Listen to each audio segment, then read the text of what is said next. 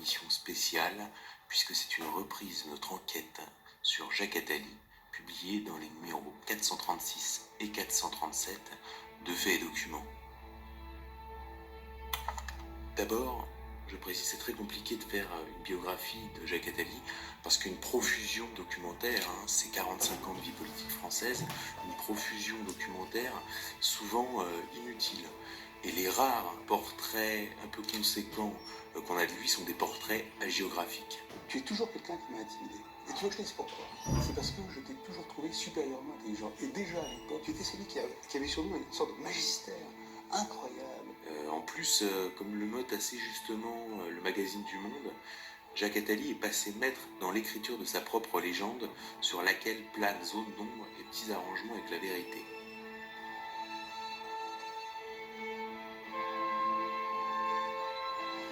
Alors, qui est Jacques Attali? Pour le commun des Français, il fait partie de la batterie d'intellectuels qui passent à la télé.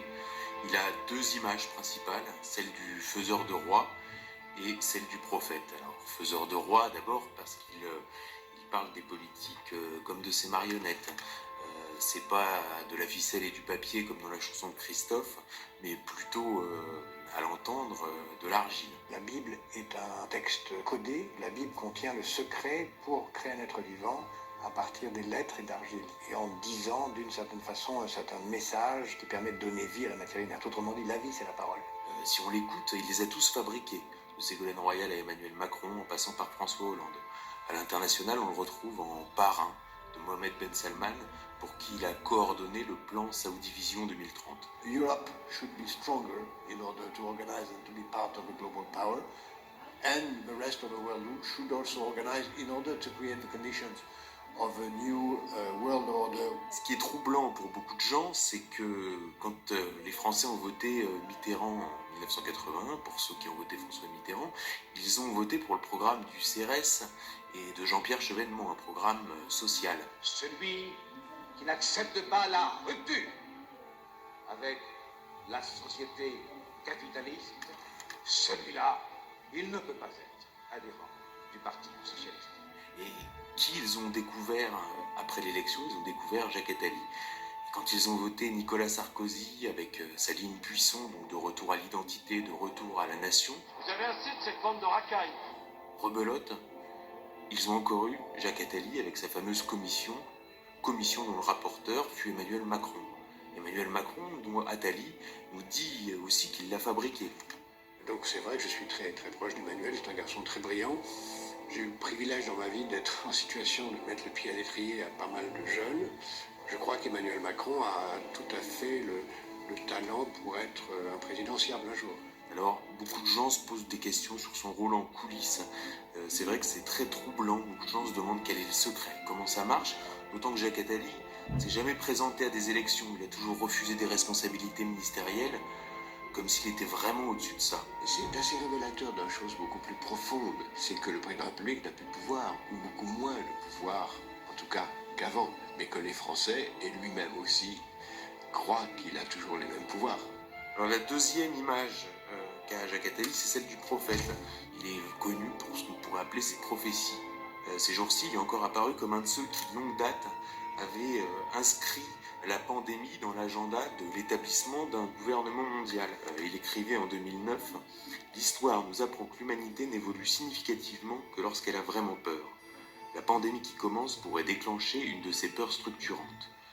Une pandémie majeure fera alors surgir, mieux qu'aucun autre discours humanitaire ou écologique, la prise de conscience de la nécessité d'un altruisme, au moins intéressé.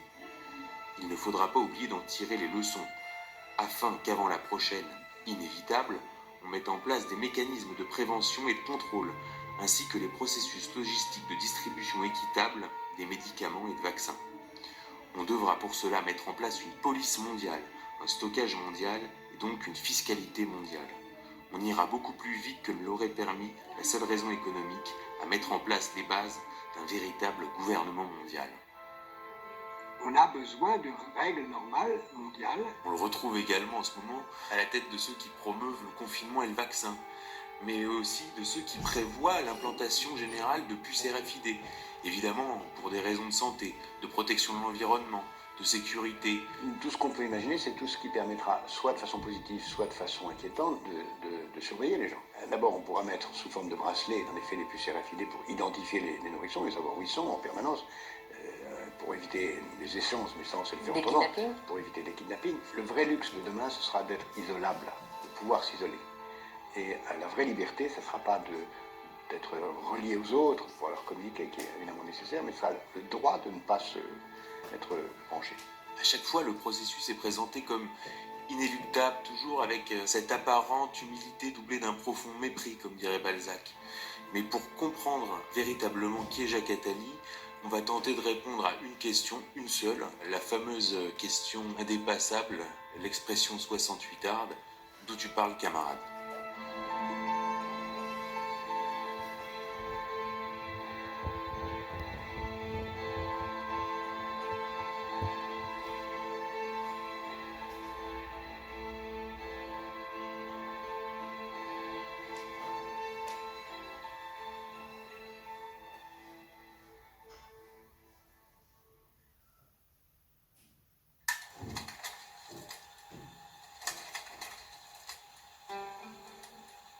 D'abord, pour comprendre Jacques Attali, il faut comprendre sa vision du monde. Et pour comprendre sa vision du monde, il faut remonter dans son enfance, il faut remonter à ses origines, sans préjugés, juste en le laissant parler. On va essayer de voir ce qu'il dit de lui-même. Alors, à l'état civil, il est né Jacques-José Mardoché Attali, le 1er novembre 1943 à Alger, donc en Algérie française. Donc, c'est un Français du décret Crémieux, et il est né une semaine après son rétablissement, puisque le décret Crémieux avait été suspendu par Vichy. C'est un fait historique absolument central à ses yeux, et toute sa vision de la France, de son peuple et de son histoire est surdéterminée par l'articulation et l'interconnexion entre ces deux faits historiques que sont Vichy et l'Algérie. Je tiens à préciser que c'est absolument pas spécifique à Jacques Attali d'ailleurs, et c'est très très général dans le Landerneau parisien. Et c'est par haine non seulement des pieds noirs, mais aussi des Arabes musulmans qu'il a abandonné l'Algérie comme il l'a fait. Dites-vous bien que De Gaulle, mais oui. Mais non, il abandonne l'Algérie parce que ça nous coûte trop cher, deux, parce qu'il y a un vrai problème démographique. Eric, en France, il y a deux trucs. C'est Vichy Et l'Algérie. Toute l'histoire du XXe siècle. Tous les Les trucs dont on est supposé ne jamais parler, soi-disant. se terminent toujours par ça. Alors justement, il vient de sortir un livre il y a quelques mois sur cette articulation entre Vichy et l'Algérie qui s'appelle L'année des dupes, Alger 1943, et qui est en substance une réponse à Éric Zemmour, qui lui est surdéterminé par cette séquence historique, à la différence que pour Attali, il y a une communauté de destin, si vous voulez, entre juifs et musulmans, et il considère que les musulmans auraient bien vu le décret Crémieux, qui leur aurait ouvert la voie vers la citoyenneté française, au contraire des Européens qui s'opposaient au décret Crémieux, précisément pour cette raison, avec derrière l'idée que l'antisémitisme a été inoculé aux musulmans par les Européens. Les Français veulent abandonner ce décret, parce qu'ils disent, oh là là, si on accordait la nationalité aux Juifs d'Algérie, on va devoir l'accorder aux musulmans. Donc, tout de suite, tout au long de la Troisième République, il va y avoir un antisémitisme extrêmement violent en Algérie, plus violent encore chez les Français, plus violent encore que en France métropolitaine. L'Algérie va être une sorte de laboratoire de l'antisémitisme. Beaucoup de lois ont été appliquées, antisémites ont été appliquées en Algérie avant d'être en métropole. Et même certaines lois de Vichy ont été demandées par les Français d'Algérie. Côté prophétie, on peut quand même remarquer que la sortie de ce livre, qui est une charge violente contre le maréchal Juin, donc la sortie de ce livre a justement coïncidé avec la destruction de la stèle du maréchal Juin, place d'Italie à Paris, par un commando de soi-disant Black Bloc. Donc ça c'est une parenthèse, mais qui a son intérêt. De toute façon, cet acte est vandale, fait par des gens vandales, d'horribles gens, et cet acte mérite d'être condamné. Mais c'est peut-être aussi, accessoirement, l'occasion de... J'en parle longuement dans le livre. Donc comment Attali se présente? Alors là, je vais le citer dans une interview qu'il a donnée en 2008 à 20 minutes. D'ailleurs, c'est une interview qui est aujourd'hui plus disponible sur Internet, qui a été supprimée. Il explique « Je suis né à Alger, de tradition juive, d'un judaïsme séfarade, plus exactement algérien. Mon père avait une culture religieuse phénoménale, il connaissait la Bible et le Talmud pratiquement par cœur. Ma mère était professeure d'hébreu. J'ai vécu dans une famille où la tradition était forte, sans être orthodoxe. Le choix entre la connaissance talmudique et les études françaises, lorsqu'il se posait, a toujours été pour lui, mon père, la France, c'est-à-dire la laïcité. Alors là, il faut s'arrêter sur ce que ça signifie. La France, c'est-à-dire la laïcité. Et là, pour comprendre cette expression, je me reporte à un livre très intéressant qu'avait publié Edgar Morin, qui est un ami de Jacques Attali, et qui explique très bien, parce qu'il a la même vision que Attali, et il explique très bien que la laïcité est l'inverse de la situation marane, où, je cite, « Le juif subit la religion du gentil, puisque c'est ici le juif qui s'approprie la laïcité du gentil. » Alors, en dehors de la laïcité, la vision qu'a Jacques Attali de la France est absolument sans appel. Alors, en 1995, dans le cadre d'un livre écrit par Guy Sidbon qui s'appelle « Le cas Attali », il confie à Guy Sidbon « Ma structure mentale est juive. Je me consacre davantage à explorer la pensée inspirée de la Bible qu'à suivre les méandres de la philosophie occidentale. Mon temps historique est l'histoire du peuple juif, pas celui du peuple français. Être français s'arrête à moi. Ma personne est française, mon destin est juif. Avant moi, je n'étais pas français. Après moi, je ne le serai plus. » Pour figurer cette transition, les métaphores de l'oiseau de passage du nomade qui plante sa tente me paraissent les plus expressives. En hébreu, l'une des façons de désigner Dieu signifie planter sa tente. Dieu est partout où l'homme plante sa tente. En France, j'ai planté ma tente. L'histoire de France m'intéresse, mais elle m'est étrangère. Ni Louis XIII ni Napoléon ne seront jamais mes ancêtres.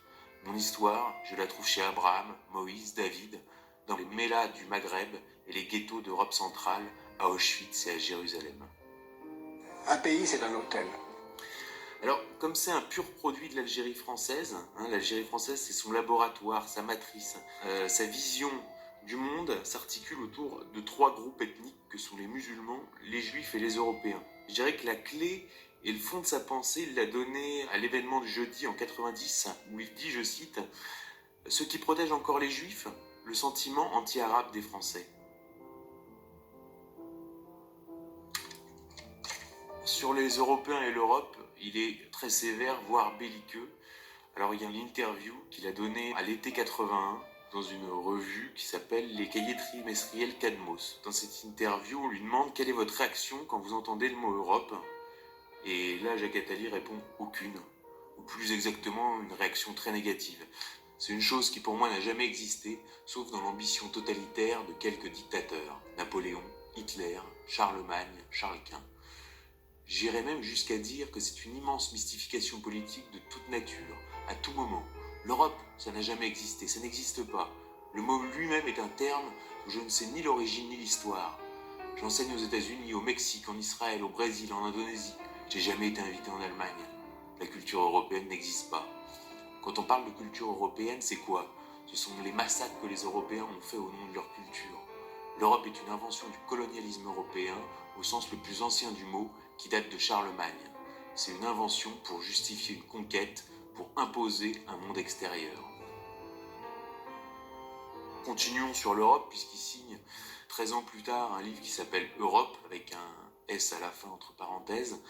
Et donc là, il écrit « Il faudrait que l'Europe s'accepte non plus comme un club chrétien, mais comme un espace sans frontières, depuis l'Irlande jusqu'à la Turquie, du Portugal à la Russie, de l'Albanie à la Suède, qu'elle privilégie culturellement le nomade par rapport au sédentaire, la générosité par rapport au repli sur soi, la tolérance par rapport à l'identité, bref, la multi-appartenance par rapport à l'exclusion.